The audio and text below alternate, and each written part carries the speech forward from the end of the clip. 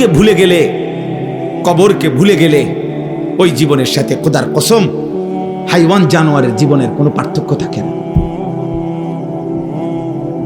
যে জীবন গন্তব্য চিনে না, মঞ্জিল চিনে না,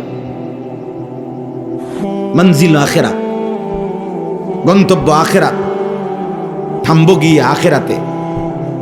মানুষের মৃত্যু হয় না, মানুষের শেষ হয় না, স্থানান্তর হয়। এই মৃত্যুটাও একটা স্থানান্তর, ইন্তেকাল। ইন্তেকাল মানে স্থানান্তর, মানে এটা এ পাশে ছিল, এই পাশে। মানুষ কখনোই শেষ হয় না। তোমার আমার কোনো শেষ নাই বাবা। ছেলেরা বলি আব্বা, তোমারও না আমারও না, কারো কোনো শেষ হবে না কোনোদিন, আর কোনো দিনে না। মানুষ জন্মের পরে একটা সময় স্থানান্তর হয়, কবরে যায়, আবার সেখান থেকে স্থানান্তর হয়ে একদিন হাসরের ময়দানে আসবে। সেখান থেকে আল্লাহ তাআলা সামনে গিয়ে দাঁড়াবে। সেখান থেকে মিজানের পাল্লায় ওজনের জন্য নেওয়া হবে।